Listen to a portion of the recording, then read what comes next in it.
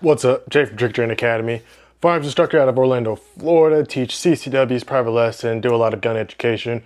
Red Team Protection Services. This is our security side of the company where we do armed and unarmed protection. So if you need any of those services, contact is in the description down below. We are going to continue with our state laws. We're going to move on to Georgia. Their concealed carry laws. We're going to go through all the laws. I am going to be reading a little heavily off of a script or just a reference sheet here because I don't know Georgia as well as I know Florida, so need a little bit of a reference. Off the beat merchandise, you can get your merchandise. It is somewhere linked and it is at triggertraineracademy.com. Getting into the actual laws of Georgia. So Georgia is a constitutional carry state. It's one of the states that is actually fully constitutional carry, unlike Florida, meaning you can open carry or conceal carry without a permit there. Now, Georgia does have permits. You can still get I think they call theirs a weapons carry license instead of like a concealed carry permit. It's a weapons carry license, which simply means that they are going for more than just a pistol. Some places have a pistol carry license, but since Georgia says weapons carry license, they're talking about more than just a typical pistol. In order to get one of those, you will have to go and submit paperwork down at the probate court inside of Georgia. There is no class. Assume that the filing fee is going to be anywhere from, I'd say $119 to $200 in order to get the permit. I don't know the exact one. I could have looked that one up, and it's a little bit lazy of me to not. But like I said, just look it up online. It's not a very hard thing to do. Go down there, be prepared to pay at least $200, and you will be able to get your permit. Georgia shall issue, so they will give you a permit as long as you fit all the criteria to get a permit. Considering your constitutional carry, the permit is kind of pointless, but there are some cool nuances and benefits that Georgia has to it. For example, you get to be exempt from background checks when it comes to buying a firearm. You don't have to go through that process, and then you will get state reciprocity with other states that do require that you have a permit if you want to travel with the firearm. So there are some benefits of still getting that. As of April 12, 2022, that is when you guys went constitutional carry. There are small nuances that I'm seeing when I'm reading this sheet here. For some of them, it's saying that open carry is only legal with the Georgia weapons carry license. That kind of is, I don't believe that to be true simply for the fact that a constitutional carry state, they're pretty much getting rid of the permit altogether. And so to require a permit to do certain things usually is not how it works inside a constitutional carry state. And from what I've been seeing for the last few years, you do not need a permit in order to carry. I do recommend that you guys still go and take a class. I mean, I'm making this video for the simple fact of more people need to be educated about the laws in their state instead of just having a gun as an accessory on their hip, because I feel like that's what a lot of people do. They have a gun as an accessory with the idea that they're going to be able to successfully defend themselves. Success is when opportunity meets preparation, and when you have the opportunity to use self-defense, if you have not prepared for it, there's a great chance that you can be held liable and still go to jail for doing something that you thought was legal. Example, Georgia, from everything I've read, does not have immunity from civil or criminal liability. Therefore, let's say you send 6 shots and one of those shots go over and they hit a bystander on the side, you're still liable for that body. So even if you beat the bad guy in that situation, yes, you're going to beat the criminal charge of a homicide, but that family of the innocent victim that you hit on that 6th shot can still come and sue you for a wrongful death suit. So that is something to be mindful of, which is why I'm making these type of videos. In order to get a concealed carry permit, in order to actually open or conceal carry inside of the state, you must be 21 years of age. I got a lot of flack for this because I do believe that 21 is a reasonable criteria. It is the federal criteria in order to be able to carry a handgun, long guns, and rifles. Legal possession is 18 federally, but a lot of states do get to make the exception and consider what they want the age to be, whether it's 18 or 21. For Georgia, in order to open carry or conceal carry constitutionally, you must be 21. If you are 18 and an active member of the military, you are allowed to constitutionally carry inside of Georgia.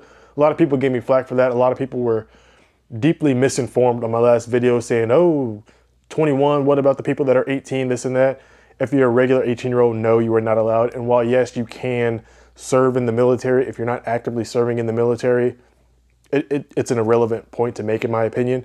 If you're actively serving in the military, you've had weapons training, you've had some sort of discipline instilled into you, so you are allowed to carry. With that being said, in the same breath, again, I think everybody should go through some sort of weapons training or some sort of educational course, which is why I'm giving this to you for free. Please try to stay and watch the entire video. Anyways, moving forward, defense of property other than habitation. So a habitation is your home car or place of business while inside of it. Those are considered your habitation. So any place of habitation or defense of property other than habitation is essentially talking about property that is on your person. So your purse, your book bag, your wallet, basic things that you could be robbed for. You can pretty much only use force when you are defending property that is other than real property or habitation, when the property is lawfully in possession or in the possession of a member of your immediate family. So if it's lawfully in your possession or if it's lawfully in the possession of your family. So let's say me and my cousin are walking down the street. Somebody tries to come and rob us with the gun. If they're trying to take my cousin's purse or my cousin's wallet, whoever it is, I can legally protect them in that situation. I can legally use force to stop that person from trying to take them. I'm gonna change that. It's not armed robbery. Let's just say they're trying to take it. If it's armed robbery, it's a different situation. Life's in danger. But if they're just trying to take my cousin's wallet, I'm allowed to, let's say, mace them in that situation to prevent them from stealing property of my family member or myself. And then the property that is mine, it actually belongs to me and I have a legal duty to protect. So if I stole somebody's wallet and somebody else tries to come and steal the wallet that I just stole, I don't have a legal right to actually protect against that property because I've already committed a crime in order to get that property. So it starts to change in that situation. You know, it's the same as like stand your ground. You only have a right to self-defense when you're not breaking any laws in that certain situation. The right of use of deadly force, essentially you can use deadly force against somebody that is trying to forcefully enter your dwelling, home or place, or home, business, or car while inside of it. These are the only times that you can really use deadly force, and it's when somebody is trying to actively, forcefully enter with the intentions of committing a violent act.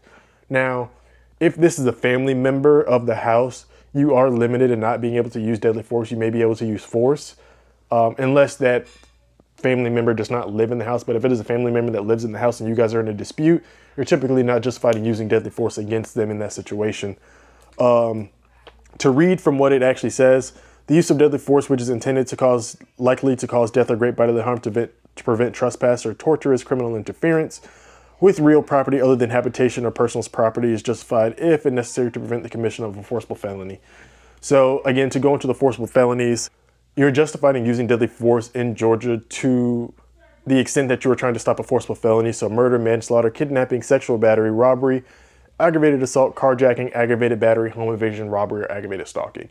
If these are happening to you or to somebody else, you are allowed to use deadly force to protect that life in that moment because a forcible felony is taking occurrence. And this is outside of a habitation, outside of your home or something of that nature.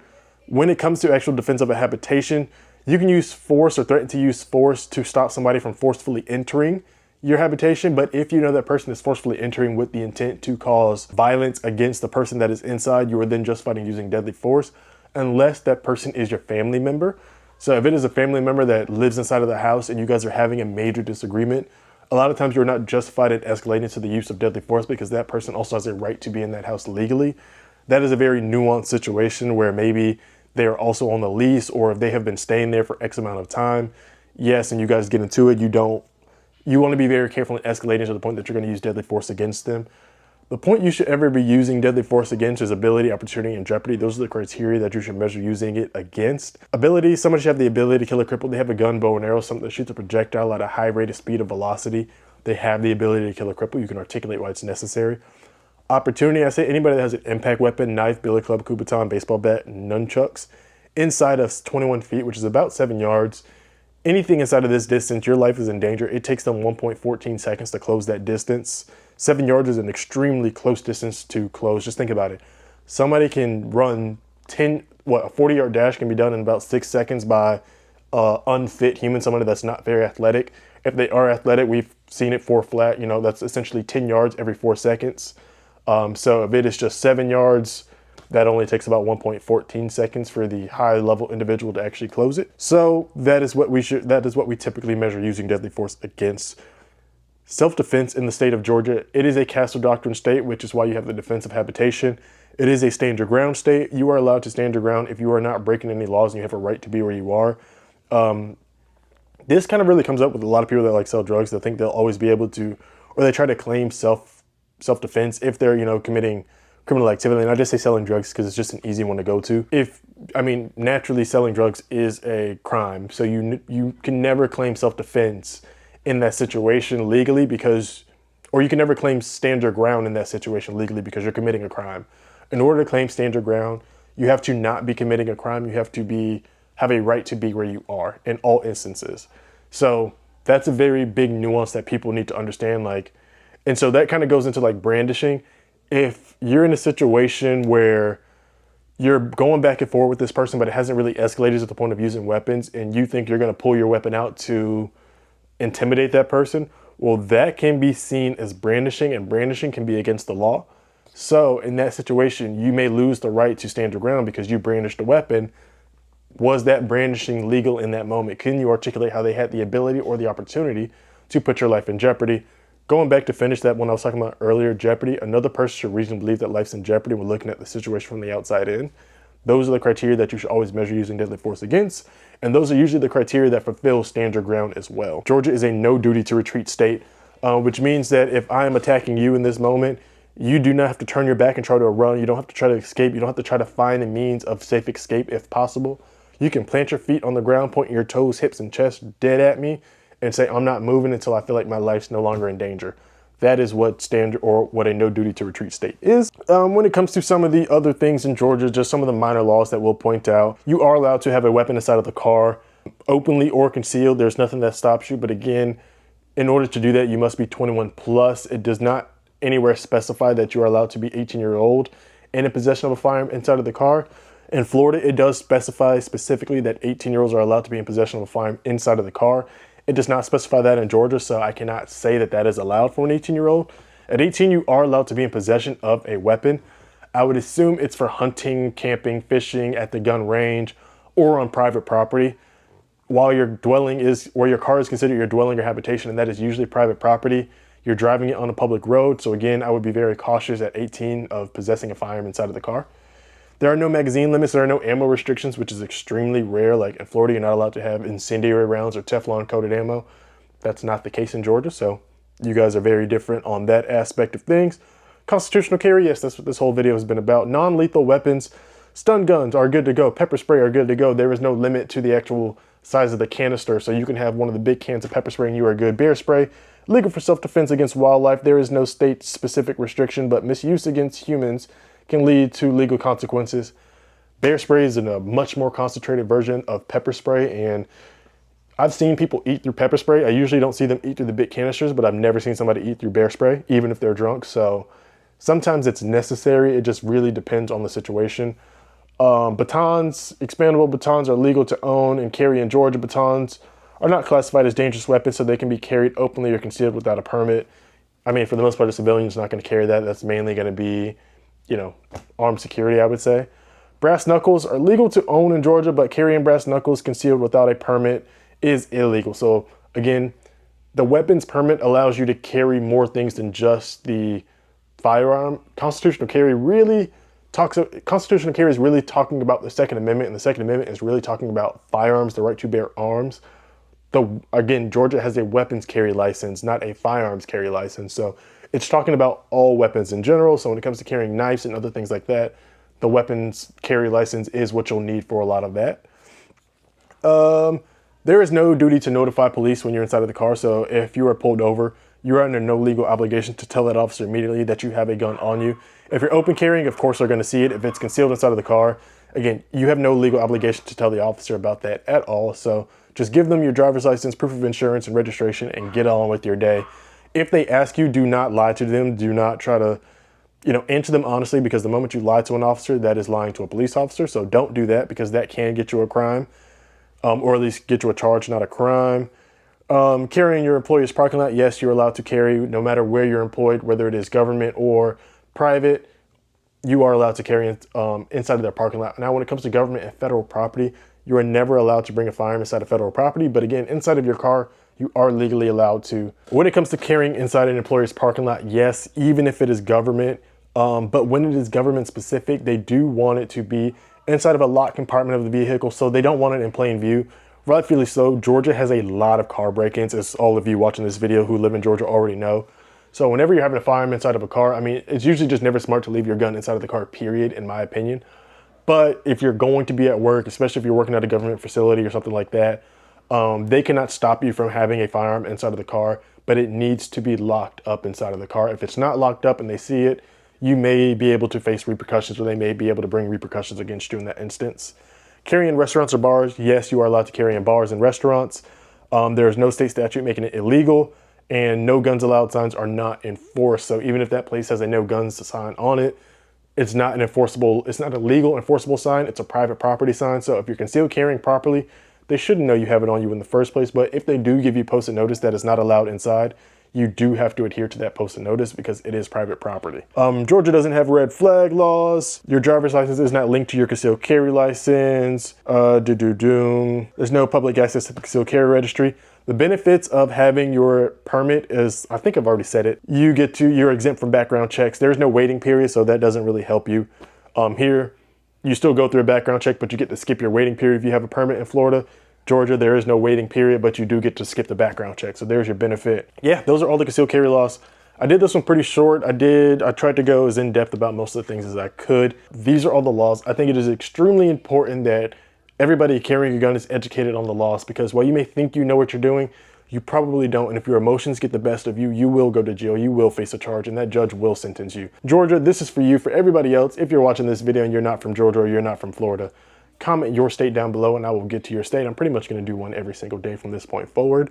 I really appreciate you guys for watching this video. The channel has been growing super quickly based off my Florida videos, so I'm going to keep doing every state's laws. Again, grab your OTB merch. It is in the description. Trigger Trainer Academy. Go to the shop section. You can get it. It should be linked somewhere in this video since I'm a YouTube paid partner now. I really appreciate you for watching this entire video, because while I probably can't make it up to Georgia to do most classes unless you have a class of 4 or more, if you just want a laws training class, I mean, this video should do it for you. And then just go to the actual, courthouse to submit your application, because this goes through most of the laws for you anyway. But if it is a weapons training class, which benefits you a lot more, it must be a class of 4 or 5 or more in order for me to travel up to Georgia to actually teach that class. Again, my number should be in the description below. So go and find that out. My email is also there. And if not, DM me on Instagram, DM me on TikTok. I prefer Instagram because I see that faster than I do TikTok. Texting is the quickest way to get in contact with me though. I really appreciate you guys for watching. Stay on mission, live to see another day, find your focus, and I will see y'all on the next video. This shit off the